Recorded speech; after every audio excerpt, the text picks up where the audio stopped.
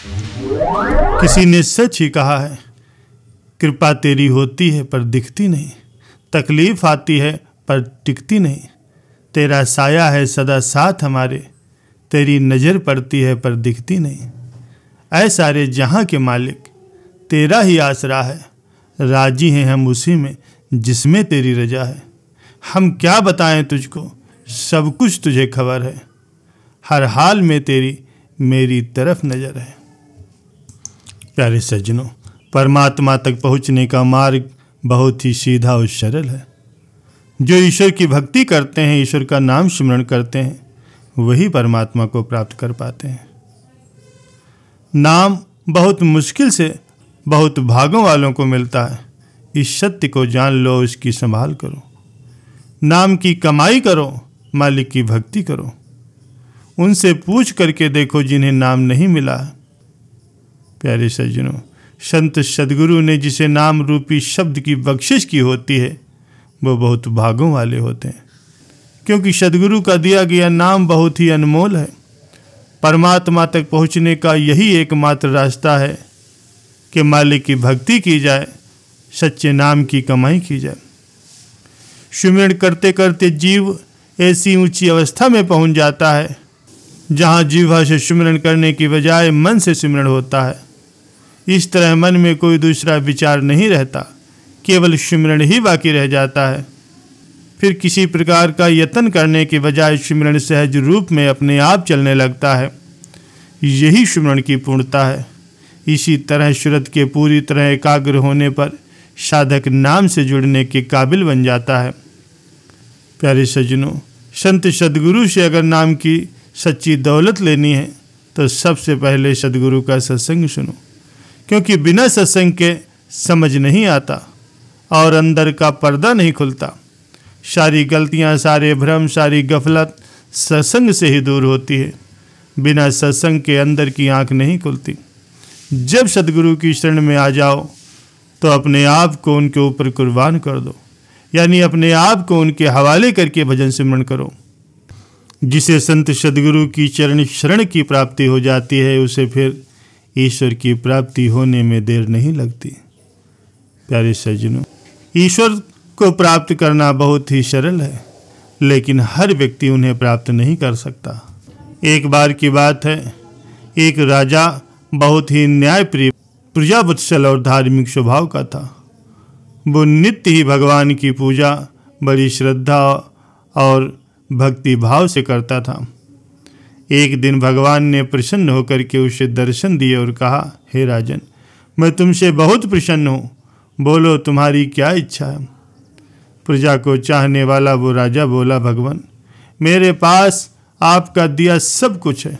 आपकी कृपा से राज्य में सब प्रकार से चारों तरफ सुख और शांति है। फिर भी मेरी एक इच्छा है, जैसे आपने मुझे दर्शन दे करके धन्य किया है, वैसे ही मेरी सारी प्रजा को भी दर्शन दे करके धन्य कीजिए। भगवान ने कहा, हे राजन, ऐसा संभव नहीं है। लेकिन प्रजा को चाहने वाला राजा भगवान से प्रजा को दर्शन देने के लिए जिद करने लगा। आखिरकार भगवान को अपने भक्त के सामने झुकना पड़ा और बोले, ठीक है राजन, कल अपनी सारी प्रजा को लेकर के उस पहाड़ी के पास आना और मैं पहाड़ी के ऊपर से सभी को दर्शन दूंगा। ये सुनकर के राजा अत्यंत प्रसन्न हुआ और भगवान को धन्यवाद देने लगा। अगले दिन सारे नगर में ढिंढोरा पिटवा दिया गया, कल सभी लोग पहाड़ी पर मेरे साथ पहुँचे, वहाँ पहाड़ी के ऊपर भगवान आप सबको दर्शन देंगे। दूसरे दिन राजा अपनी समस्त प्रजा और स्वजनों को साथ लेकर के पहाड़ी की ओर चलने लगा। चलते चलते रास्ते में उसे तांबे के सिक्कों का एक पहाड़ दिखा। प्रजा में से कुछ लोग उस ओर भागने लगे। तभी ज्ञानी राजा ने सबको सतर्क किया, कोई भी उस ओर ध्यान न दे, क्योंकि तुम सब भगवान से मिलने जा रहे हो। इन तांबे के सिक्कों के पीछे अपने भाग्य को लात मत मारो। परंतु लोभ लालच के वशीभूत प्रजा के कुछ लोग तो तांबे के सिक्कों वाली पहाड़ी की ओर ही भाग गए और सिक्कों की गठरी बना करके अपने घर की ओर चलने लगे। वे लोग मन ही मन सोच रहे थे, पहले ये सिक्कों को समेट लूं, भगवान से तो फिर कभी मिल लेंगे। राजा बहुत ही खिन्न मन से आगे बढ़ा। कुछ दूर चलने पर चांदी के सिक्कों का चमचमाता हुआ पहाड़ दिखाई दिया। इस बार भी बचे हुए प्रजा में से कुछ लोग उस ओर भागने लगे और चांदी के सिक्कों की गठरी बना बना करके अपने घर की ओर जाने लगे। उनके मन में ऐसा विचार चल रहा था कि ऐसा मौका बार बार नहीं मिलता। चांदी के इतने सारे सिक्के मिल जाएं, भगवान तो फिर कभी भी मिल जाएंगे। इस प्रकार कुछ दूर और चलने पर सोने के सिक्कों का पहाड़ नजर आया। अब तो प्रजा के बचे हुए बहुत सारे लोग और उस राजा के स्वजन भी उस ओर भागने लगे। वे भी दूसरों की तरह सोने के सिक्कों की गठरियां लाद लाद कर अपने घरों की ओर चलने लगे। अब केवल राजा और रानी ही शेष रह गए। राजा रानी से कहने लगे कि देखो कितने लोभी हैं ये लोग, भगवान से मिलने का महत्व भी नहीं जानते। भगवान के सामने तो सारी दुनिया की दौलत ही क्या चीज़ है।